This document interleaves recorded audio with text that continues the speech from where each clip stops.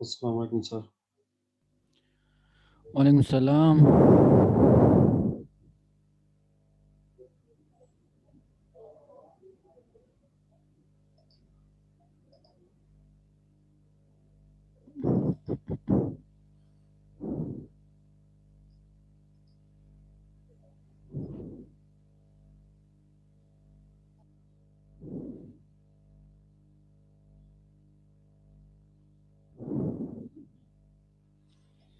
आहिस्ता आहिस्ता आएंगे, अभी वो क्लास एंड हुई है जस्ट। ठीक है, तो 2 मिनट तक वेट करते फिर स्टार्ट कर दें। जी सर।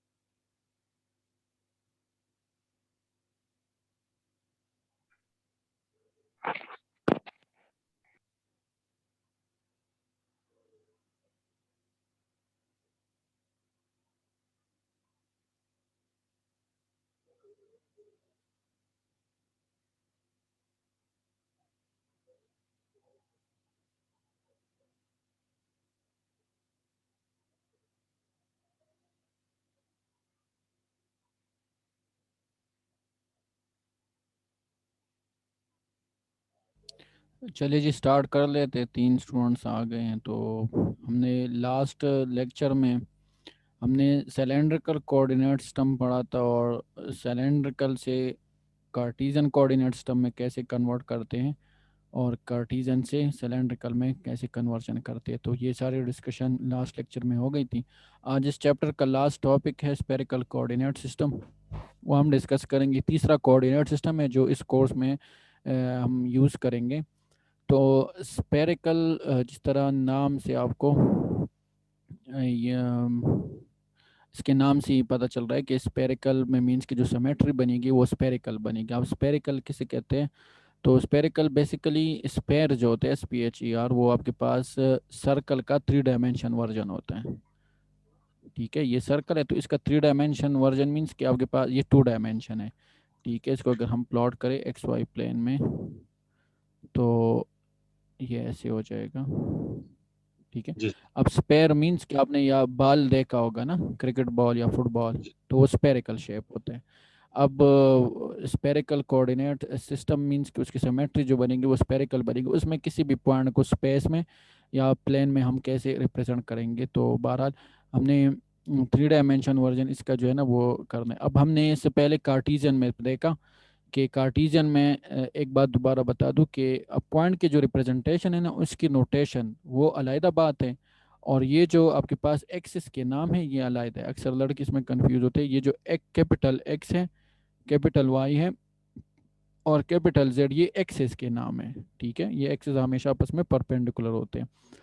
और फिर कार्टीजियन कोऑर्डिनेट सिस्टम में मैं सी लिखूंगा, CCS लिखूंगा। कार्टीजियन कोऑर्डिनेट सिस्टम में हम कोई भी पॉइंट हो यहाँ स्पेस में, इसको हम रिप्रेजेंट करते थे स्मॉल एक्स से, स्मॉल वाई और स्मॉल जेड से। ये तीनों पॉइंट्स लेंस होते हैं, 2 3 5 या 2 10 100 वगैरह, तो ये लेंस होते हैं, नंबर्स होते हैं, रियल नंबर्स होते हैं।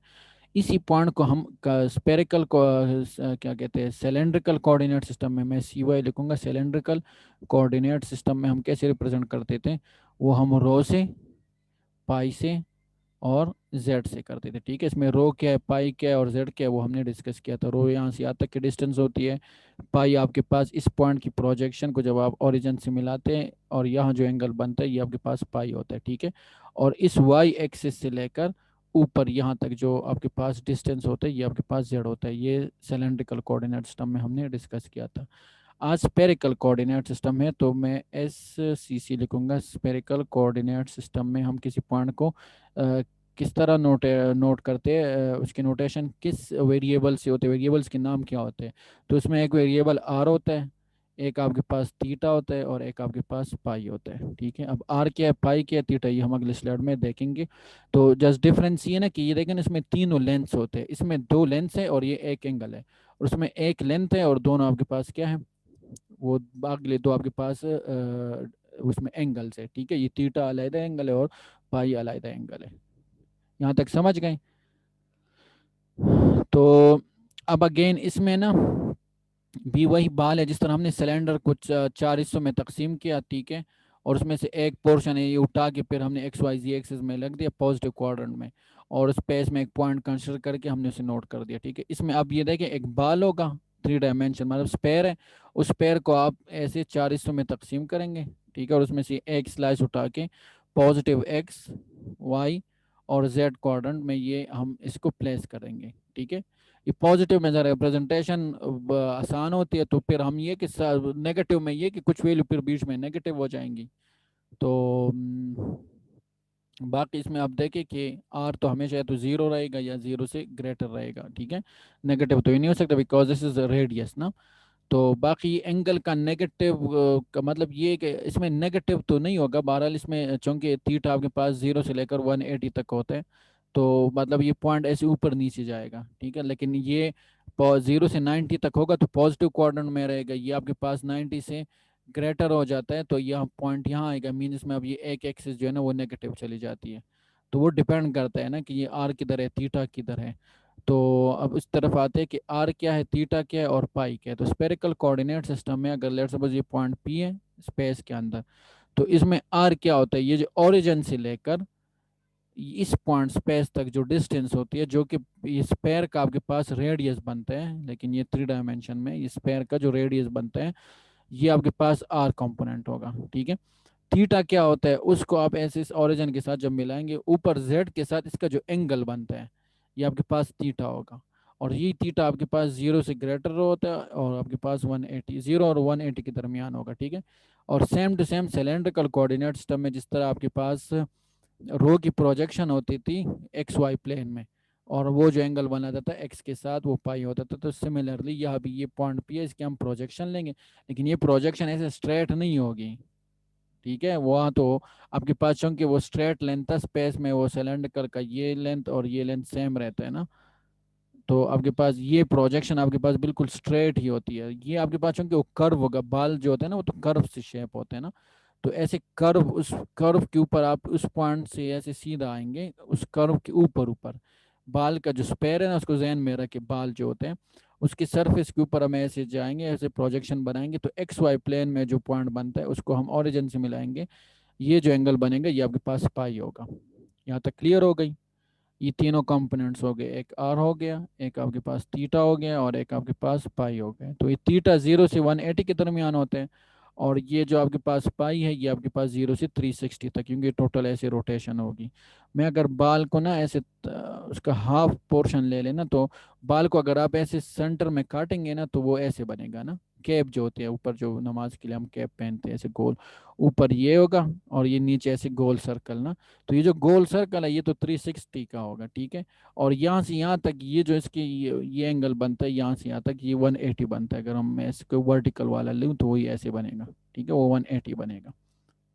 ठीक है, 180 इस साइड पे और 180 इस साइड पे, टोटल 360 नहीं होगा, क्योंकि आपके पास वन मतलब या वो इस साइड पे आएगा ये साइड है, लेकिन इस एंगल की वेरिएशन ये ओरिजिन के साथ हम लेते हैं ना, तो वो या आप इस साइड पे ले या इस साइड पे ले, डिपेंड करेगा इस पाई के ऊपर भी ना। ये पाई से क्या कर रहे हैं, ये पाई इसको ऐसे रोटेट कर रहे हैं, ठीक है, और ये थीटा उसे क्या कर रहे हैं, वो इसको ऐसे ऊपर अप डाउन कर रहे हैं, ठीक है। तो ये अप डाउन जेड और नेगेटिव जेड या पॉजिटिव जेड के दरमियान ये 180 बनता है, ठीक है। और ये total rotation X Y plane में ये आपके पास पाई की वो 180 360 बनती है। तो ये आपके पास आर हो गया, थीटा हो गया और पाई हो गया। अगेन इस वाले फिगर में जस्ट ये बता रहे हैं कि आप ऐसे रोटेट होगे तो थीटा कांस्टेंट रहेगा और आपके पास जो पाई है वो वेरी होगा, ठीक है। और अगर आप जो है ना वो इस वाले प्लेन में, इस पर्टिकुलर प्लेन में आपके पास ये सरफेस को अगर आप वो आगे पीछे ना करें तो ये आर कांस्टेंट रहेगा, बाकी थीटा और ये वेरी हो सकते हैं। सिमिलरली अगर आप ये वाला प्लेन ले ले इसमें, तो ये इस पॉइंट को अगर आप कांस्टेंट रखें तो मतलब इसी के ऊपर आप किसी भी पॉइंट से उसकी प्रोजेक्शन लगे, पॉइंट यहाँ हो यहाँ हो, लेकिन इसकी प्रोजेक्शन तो ऐसे स्ट्रेट इधर ही बनेगी, तो इसमें मीन्स कि पाई कांस्टेंट रहेगा, अगले जो है ना वो उनमें वेरिएशन आ सकती है। तो तीसरी बात ये है इस वाले स्लाइड में, मैं जरा इसको क्लियर करूँ तो बात समझ आ रही है।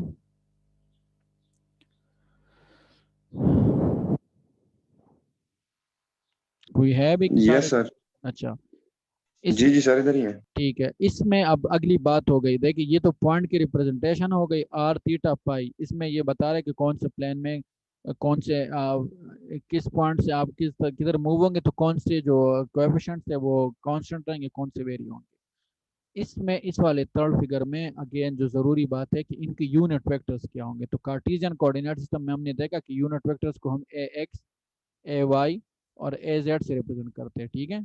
स्पेरिक सिलेंड्रिकल में किससे कर देते हैं, ए रो से, ए पाई और ए जेड। अब यहाँ वेरिएबल्स के नाम क्या क्या है, आर है, थीटा और पाई है, तो जो यूनिट वेक्टर्स के नाम होंगे वो ए आर होगा, ए थीटा होगा और ए पाई होगा, ठीक है। आर थीटा, ये थीटा है सॉरी, थीटा और ये वाला पाई, ठीक हो गया। अब अगेन कोई भी पॉइंट हो ये स्पेस में इस सरफेस के ऊपर आपके पास वो ये जो यूनिट वेक्टर्स है इनकी डायरेक्शन डिफरेंट होगी। इस पॉइंट पे डायरेक्शन हर एक अलग अलग होगी, ये इस तरह बनेगा, ये इस तरह बनेगा, इधर आप करेंगे तो ये इस तरह बनेगा, ये इधर बन रहा है, ये इधर बन, इनकी डायरेक्शन वेरी हो रही है, लेकिन अगेन यूनिट वेक्टर्स जो हमेशा आपस में है ना वो आपस में वो रहते हैं, परपेंडिकुलर रहेंगे, आपस में वो परपेंडिकुलर रहेंगे, इनके दरमियान जो एंगल है वो परपेंडिकुलर 90 डिग्री रहेगा। डायरेक्शन इसकी वेरी हो सकती है, मतलब ये आर इसकी पॉइंट किस पॉइंट पे मुझे आर इसकी डायरेक्शन ऐसे है, अगले पॉइंट पे आप करोगे ये वाला पॉइंट लोगे मन इस पैर के ऊपर ये वाला पॉइंट हो तो इसकी डायरेक्शन हो सकता है इस तरह हो जाए, लेकिन विद रिस्पेक्ट टू इट जो अदर होंगे वो इनका परपेंडिकुलर ही बनेगा, उनकी डायरेक्शन भी वेरी हो सकती है, लेकिन इसके आपके पास जो इनके दरमियान एंगल यूनिट वेक्टर्स के आपस में एंगल हमेशा जो है ना वो 90 डिग्री रहेगा। अब इसको ना आप जरा ब्रॉड जहन में विजुअलाइज करके ज़्यादा इस तरह क्लियर समझ सकते, बारह इस फिगर में 3 डायमेंशन ज़रा बनाना मुश्किल होता है, और जो भी आपको इसमें ज़रा इसको समझने की कोशिश करें।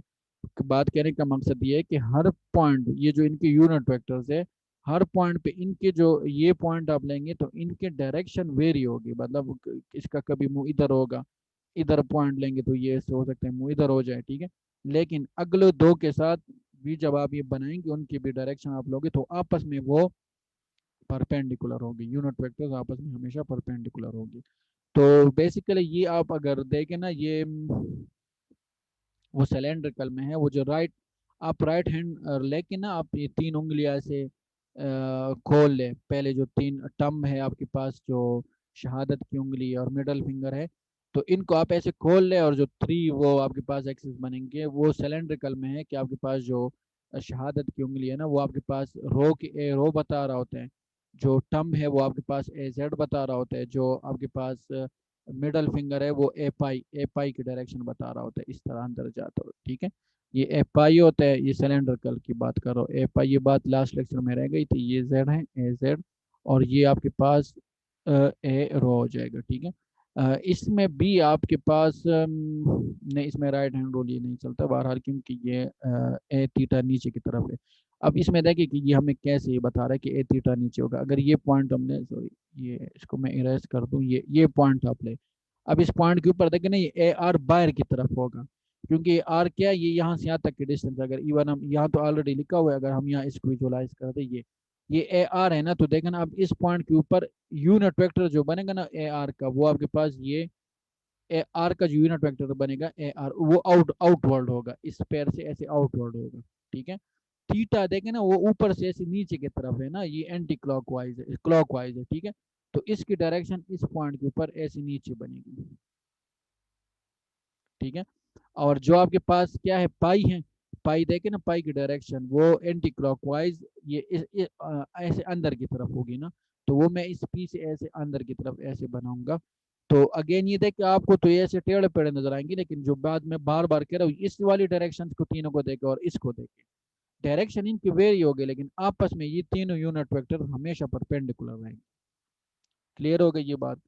ये ए आर हो गया, ये आपके पास ए थीटा हो गया, और ये आपके पास ए पाई हो गया, ये अंदर वाला, ठीक है।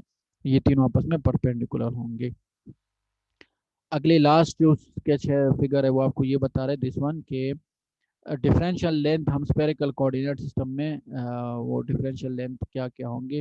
डिफरेंशियल लेंथ में अब एक पॉइंट यहाँ है, यहाँ से थोड़ा सा वेरी होते हैं ना स्पेस में, थोड़ा सा आगे मूव होते हैं, तो वो वेरिएशन इन जो तीनों कोऑर्डिनेट्स है वो क्या होंगे।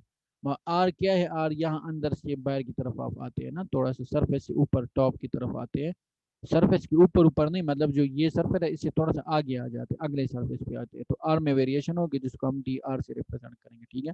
जो थीटा आप ये ऊपर से सरफेस के ऊपर यहाँ से ऐसे नीचे आते हैं, तो यहाँ कुछ एंगल बन रहा था, ये यहाँ से यहाँ तक, ये देखें ना, ये एंगल ये बन रहा था, अब आप यहाँ से ऐसे नीचे आ गए, तो अब एंगल में वेरिएशन आ गई, तो उसको हम आर डी थीटा से करेंगे, ठीक है। इसके साथ ये आर क्यों आता है, इसके मैथमेटिकल प्रूफ मौजूद है कैलकुलस की बुक में, बहरहाल इसके साथ जो है ना एंगल के साथ ये आर भी आ जाता है, ठीक है, इसका ये कंपोनेंट। और ये जब आप देखें यहाँ से यहाँ आप देखें, ये पाई बन रहा है ना, ये यहाँ तक, इस वाले पॉइंट तक मैं इसको इरेज कर दूं, गलत हो गया, ये यहाँ से यहाँ तक ये पाई हो गया ना, ठीक है। अब इसको आप पॉइंट को थोड़ा सा मूव करेंगे, तो देखिए ये यहाँ से यहाँ तक, फिर ये वाली जो है ना, ये वेरिएशन पाई में वेरिएशन है, तो उस पाई के साथ एक तो आर आ जाता है, वो हमने लास्ट में भी देखा था कि सिलेंड्रिकल कोऑर्डिनेट सिस्टम के पे वेरिएशन इन पाई, पाई में जो डिफरेंशियल लेंथ आप लेते हैं पाई की, तो वो लेंथ नहीं, डिफरेंशियल एंगल, मतलब एंगल में वेरिएशन आती है, तो उसके साथ रो आते हैं ना, ठीक है। यहाँ इस वाले केस में आपके पास रो भी आएगा, रो जो कि आर है, ठीक है, जो रेडियस है, और उसके साथ साइन ऑफ थीटा, तो ये तीनों आपके पास आर डी आर बन जाते हैं, थीटा जो है ना वो आर डी थीटा बन जाते हैं, और पाई जो है ना वो आर साइन थीटा डी पाई बन जाता है, ठीक है।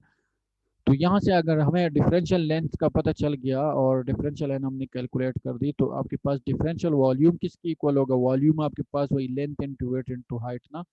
तो आप देखिए इस वाले फिगर में, इसमें दो आर है ना, ये एक आर ये है और ये एक आर है। अब डिफरेंशियल वॉल्यूम फाइंड करने के लिए हम क्या करेंगे, इन तीनों का प्रोडक्ट लेंगे ना, तो इन तीनों का प्रोडक्ट लेंगे, एक आर ये एक आर ये, तो ये तो आर स्क्वायर हो जाएगा, ठीक है। फिर साइन थीटा, फिर आप डी आर डी थीटा और डी पाई, इस तरह लिखे सीक्वेंस में हम इसे लिखेंगे, तो ये देखें, ये आर आर आर स्क्वायर हो जाएगा, साइन थीटा अपनी जगह, D R D theta D pi, इसलिए हम डिस्कस करें आगे जाके हम, मतलब स्पेरिकल वो उसमें शेप हम वॉल्यूम फाइंड करेंगे, चार्ज डेंसिटी वगैरह ये हम फाइंड करेंगे, तो हम कहेंगे सिमेट्री क्या बन रहा है, तो स्पेरिकल बन रही है, तो स्पेरिकल में हम ये डी वी लिखेंगे ना, और जिस चीज को हमने इवॉल्वेट करना है, तो वो डी वी, क्योंकि स्पेरिकल कोऑर्डिनेट सिस्टम में उस डी वी की बजाय फिर हम ये चीजें लिखेंगे, तो वो आपको पता होना चाहिए कि ये कहाँ से आ गया, ये यहाँ से आ गया कि स्पेरिकल कोऑर्डिनेट, क्या ये गलत लिखा हुआ है, हाँ ये ठीक है, स्पेरिकल, स्पेरिकल कोऑर्डिनेट सिस्टम में आपके पास जो डिफरेंशियल वॉल्यूम है वो इसकी इक्वल होते हैं, और हर एक डिफरेंशियल जो कोऑर्डिनेट्स है वो हमने डिस्कस कर दिया कि ये डी आर बनता है, ये आर डी थीटा बनता है, और ये आर साइन थीटा और डी पाई बनता है। ये बात हो गई। अगली बात इस स्लाइड में टॉप पॉइंट में जो लिखा हुआ है वो ये है कि अगर किसी पर्टिकुलर सरफेस को आपने जो है ना वो इवॉल्वेट करना है, तो वो फिर देखना पड़ेगा कि वो कौन सा सरफेस बनते हैं, और उनके जो डिफरेंशियल कोऑर्डिनेट्स है वो कौन कौन से बनते हैं, ठीक है। ये टॉप में आपके पास, टॉप की अगर हम बात करें ना, ये टॉप को मैं ऐसे बना लूँ, टॉप सरफेस, तो यहाँ से यहाँ तक ये वेरिएशन डी आर बनता है, ठीक है। और ये वाली क्या बनती है, यहाँ से यहाँ तक ये वाली कौन सी बनती है, ये डी आर बनता है, ये क्या बनता है,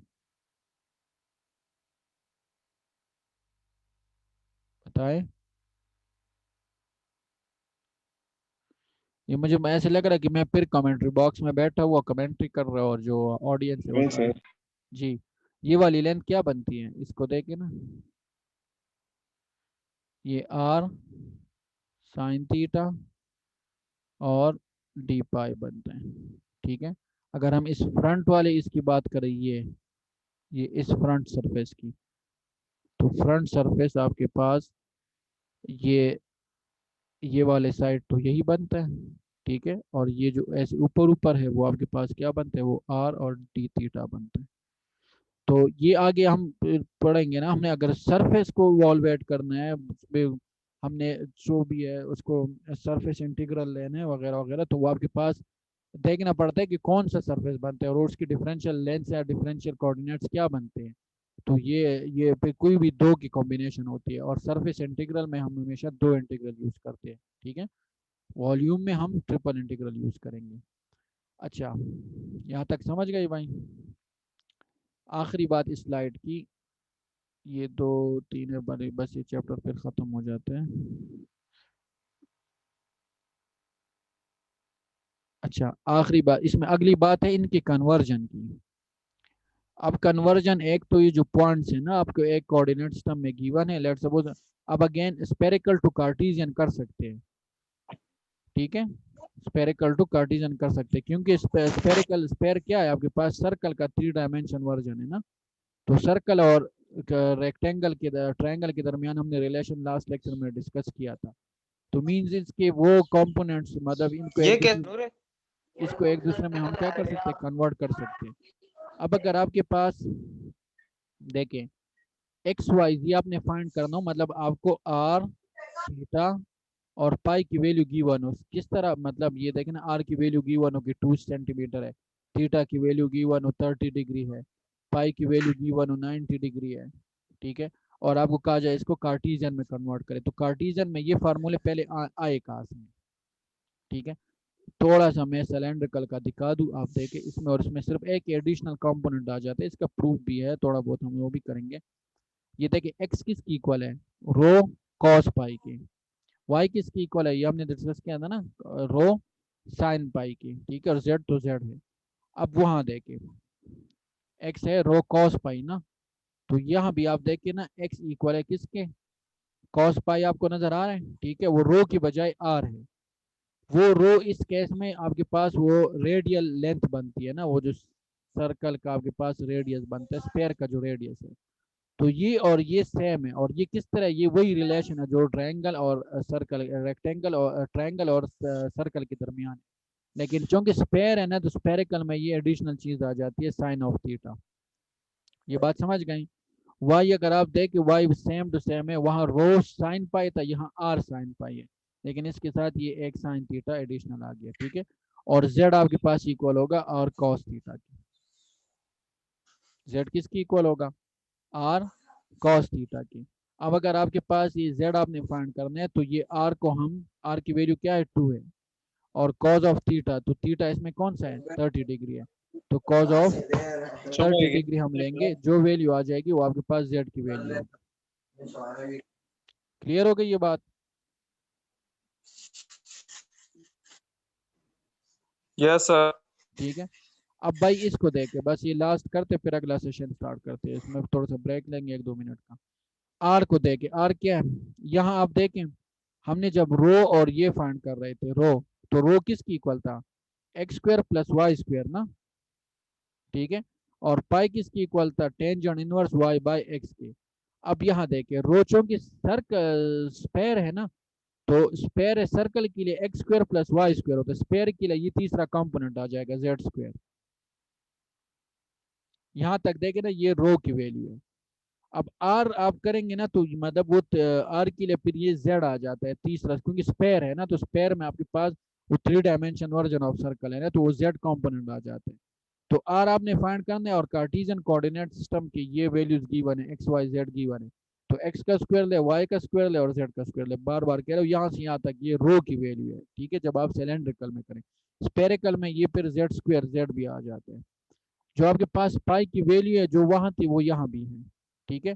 लेकिन थीटा का आप क्या करोगे, थीटा के लिए जेड को हमने इस ऊपर, ये काम तो आप एक दफा कर चुके होंगे ना, इसका स्क्वायर रूट लेके आप फाइंड करोगे, तो जेड को इसके ऊपर डिवाइड कर दे आपके पास, और उसका कॉज इनवर्स लेंगे, आपके पास थीटा की वैल्यू आ जाएगी। आर की वैल्यू हमेशा ग्रेटर देन जीरो की, बिकॉज रेडियस है, ये जीरो होगा तो मतलब तो डॉट बनेगा, और ग्रेटर ये नेगेटिव नहीं हो सकती, ठीक है, रेडियस है, तो ये आपके पास जीरो से मतलब पॉजिटिव वैल्यू होनी चाहिए, और ये जो थीटा है ये जीरो और 180 के दरमियान जो है ना वैल्यू होगी, पाई तो 360 जीरो से 360 के दरमियान होगी, और ये आपके पास ये पाई वेरी सेम है उसकी तरह। अब इस ड्रिल प्रॉब्लम में आपको ये सी पॉइंट गिवन है, ठीक है, और ये डी पॉइंट गिवन है, आपको कहा जा रहा है इनके दरमियान लेंथ फाइंड कर दे, तो मैंने आपको कहा था कि लेंथ हमेशा हम कार्टेशियन कोऑर्डिनेट सिस्टम में फाइंड करते हैं, ठीक है, तो उसके लिए हमने क्या करना पड़ेगा, ये जो है ना इसको, इस वाले पॉइंट को हम कार्टेशियन में कन्वर्ट करेंगे, वो इस फार्मूले से करेंगे, ये आर थीटा, और ये इसमें पुट करेंगे, आपके पास एक्स वाई जी की वैल्यू आ जाएगी। सी टू डी डिस्टेंस हम कैसे फाइंड करेंगे, डी जो पॉइंट आ जाएगा उसी सी वाले पॉइंट जो है ना वो सब्ट्रैक्ट करेंगे, आपके पास वो लेंथ आ जाएगी। तो इसमें दो काम है, एक तो ये डिस्टेंस का फाइंड करना है, दूसरा ये ना इस सी को स्पेरिकल में कन्वर्ट करे और इस डी को रेक्टेंगुलर में कन्वर्ट करे, तो ये दो काम करे, वो आप कैलकुलेटर से कर ले, काइंडली इसको प्रैक्टिस कर ले। ये सेशन जरा भी एंड करते कि टाइम है इसमें भी, कितना टाइम हो गया मीटिंग को?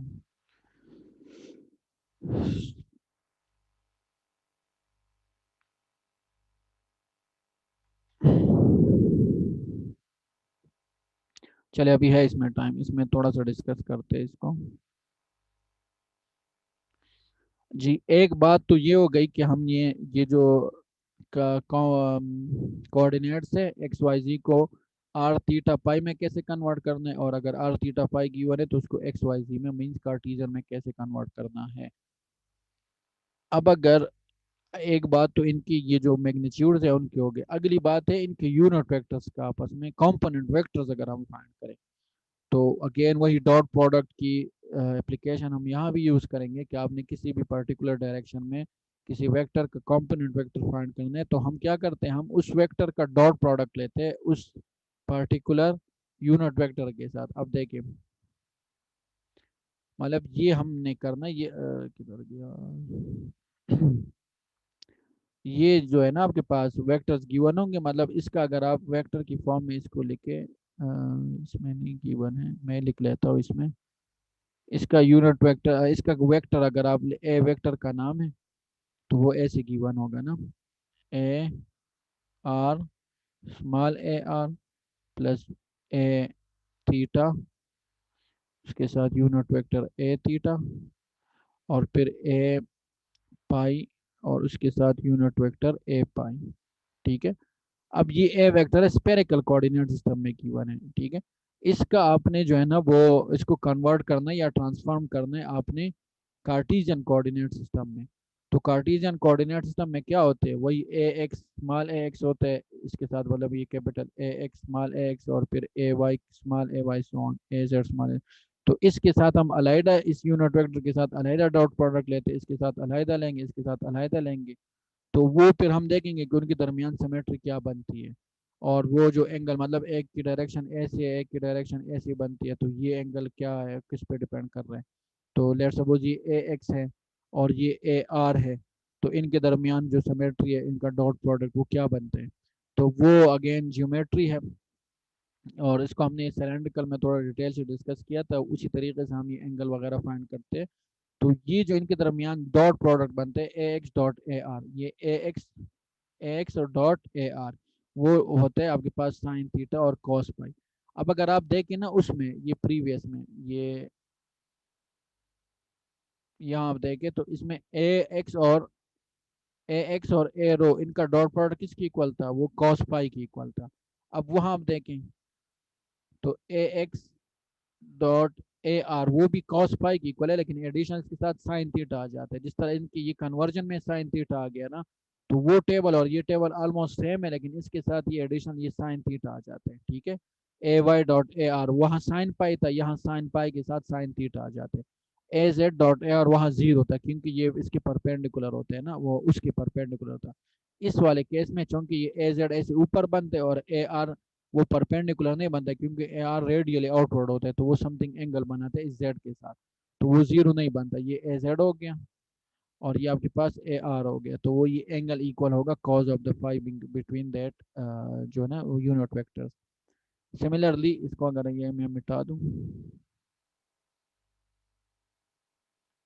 ठीक है, ये ए जेड और ए थीटा का आप प्रोडक्ट लोगे वहां देखे सिलेंड्रिकल कोऑर्डिनेट सिस्टम में, वो माइनस साइन पाई था ना, और यहाँ आप देखें यहाँ आपके पास कॉस पाई है, ठीक है, और कॉस पाई के साथ फिर यहाँ वो जो उल्टा हो जाते हैं, ये ऊपर साइन पाई था, अब ये साइन पाई नीचे आ गया, कॉस पाई ऊपर, और इसके साथ कॉस थीटा दोनों के साथ आ जाएंगे। सिमिलरली ए जेड और ए थीटा अगर आप देखें ए थीटा की डायरेक्शन जो है ना वो ऐसे ऊपर बनती है, और ए जेड आपके पास, सॉरी सॉरी सॉरी ए थीटा आपके पास ये था ना कि जेड एक्सिस के साथ जो है ना वो ऐसे एंगल बना रहा था ना, अगर ये ए आर है तो ए थीटा ऐसे होगा। तो अगर किसी भी पॉइंट पे हम इसकी डायरेक्शन लेना तो वो ऐसे बनते हैं थीटा की, और ए जेड आपके पास ये ऐसे ऊपर बनते हैं, तो अगेन ये समथिंग एंगल बनेगा, तो इनका डॉट प्रोडक्ट ये ए थीटा और ये ए जेड वो बनता है माइनस साइन ऑफ पाई। और ये जो ए पाई है, ए पाई और ए जेड, ये हमने उसमें भी देखा था कि ए पाई चूंकि ये रोटेशन होती है वो ऐसे प्लेन की तरफ ऐसे अंदर की तरफ, और ये जो ए जेड होते हैं ऐसे ऊपर, तो ये एंगल हमेशा 90 होता है। बहरहाल इसकी डायरेक्शन डिफरेंट हो सकती है, मतलब ये ऐसी भी हो सकते हैं, जेड इसके बिल्कुल परपेंडिकुलर होगा, ये अगर किसी पॉइंट के ऊपर ऐसे है जेड इसके परपेंडिकुलर होगा, ये किसी पॉइंट के ऊपर ऐसे है तो जेड इसके परपेंडिकुलर होगा, तो परपेंडिकुलर मीन के इनके दरमियान एंगल 90 होगा और इसका डॉट प्रोडक्ट वो 0 के इक्वल होगा। तो ये टेबल याद रखना, वैसे भी ओपन बुक पेपर होगा, तो आपने जब एक से हम कार्टीजन से इसमें आएंगे या इससे कार्टीजन में जाएंगे तो बीच में ये डॉट प्रोडक्ट्स बनेंगे, तो इन डॉट प्रोडक्ट्स को हमने कैसे इसका इक्विवेलेंट फाइंड करना है वो आपके पास इस टेबल को देख के आपने करना है, ठीक है। इस सेशन को अभी मैं एंड करने लगा हूँ, कोई है भी आज में अपनी अटेंडेंस लगा ले जल्दी इस वाले सेशन में, मैं और इसी सेशन को ना फिर अगला ज्वाइन कर दे, अपनी अटेंडेंस जल्दी लगा ले, इसको मैं एंड कर दूँ।